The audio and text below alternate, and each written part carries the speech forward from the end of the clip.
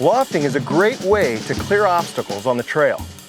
You can also jump. It's a bit riskier, but it's a lot of fun.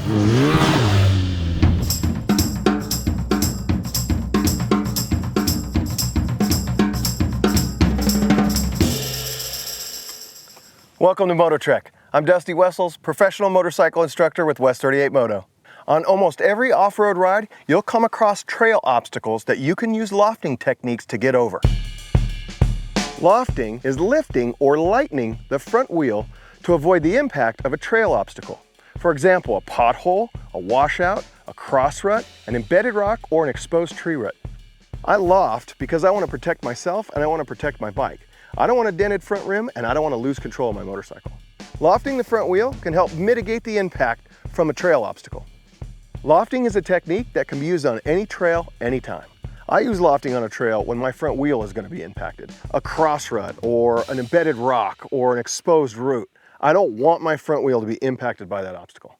Lofting over a simple obstacle like a pothole on a trail is this.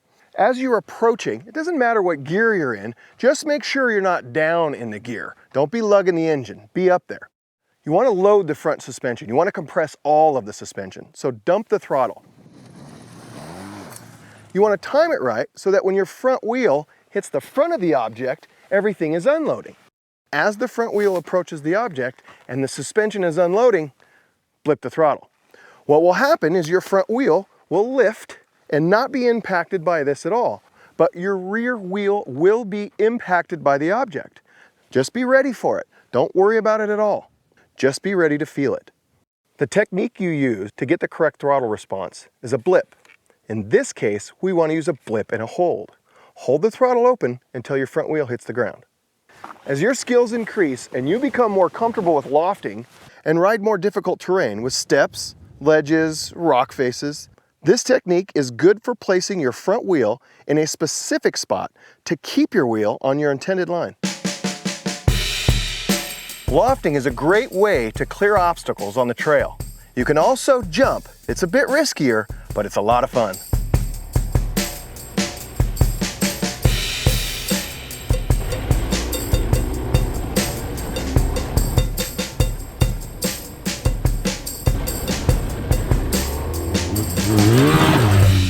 Jumping is more of a risk. Conditions have to be really good for you to do it comfortably and safely. Jumping a 500+ pound motorcycle off-road is getting both wheels off the ground. A little different and a dicier proposition than lofting. The number one thing that goes through my mind and the thing that determines jumping, especially a 500+ pound motorcycle, is the landing and the run out. If it's not good enough and you can't see it or it's a question in your mind at all, don't do it. Number two is I'm assessing the object from a distance. So how tall is it? Is it wet or dry? Is it embedded? Is it loose? Is it a log? Is it a rock? Is it angled towards me? That might be a little abrupt. Is it straight up and down? Possible, but I'm not sure if I want to do that. Is it angled away from me? Perfecto. The other thing is my speed. You don't have to be going really fast to do a lot of jumps. Sometimes it's better, sometimes it's not. Your speed is going to be determined by how much run out you have.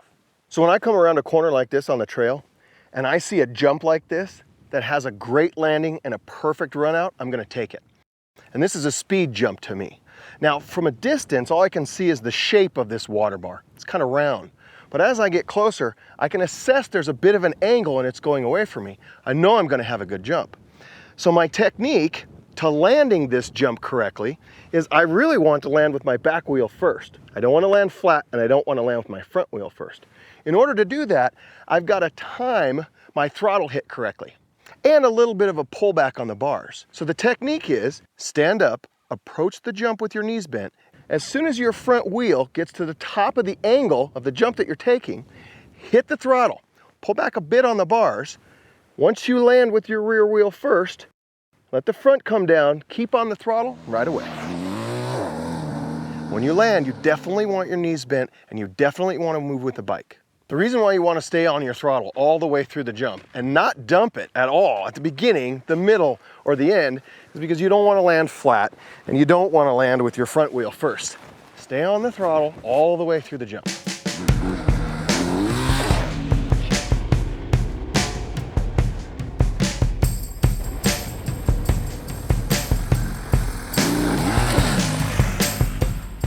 So now we have a slow jump, definitely not a speed jump.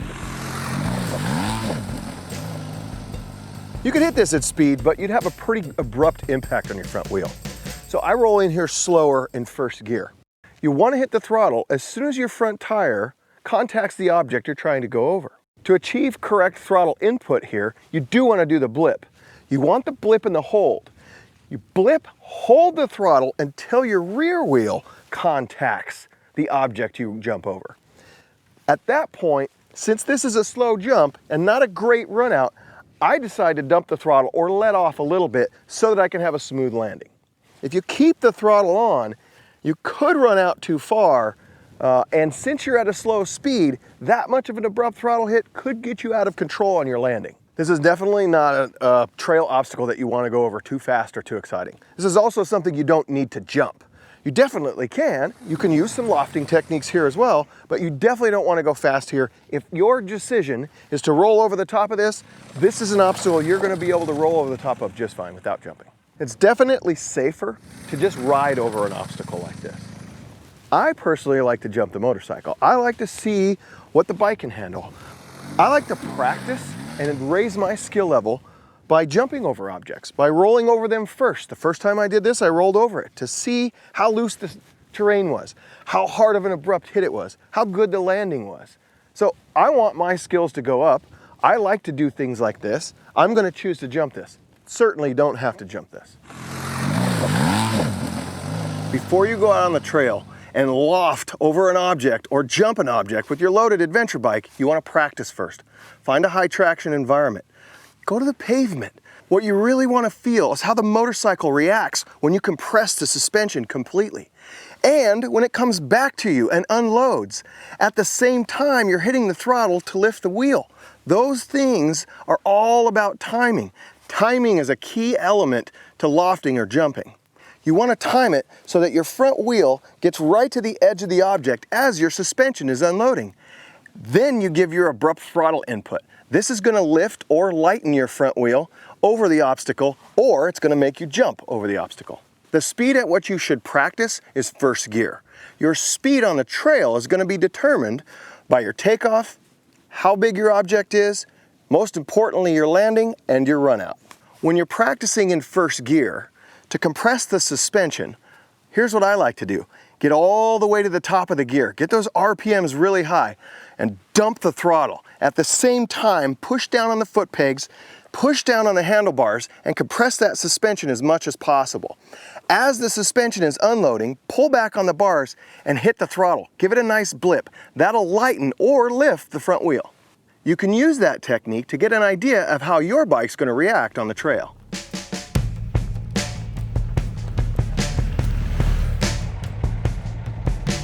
If you're going to choose to loft or jump your motorcycle, here are a few key things to remember.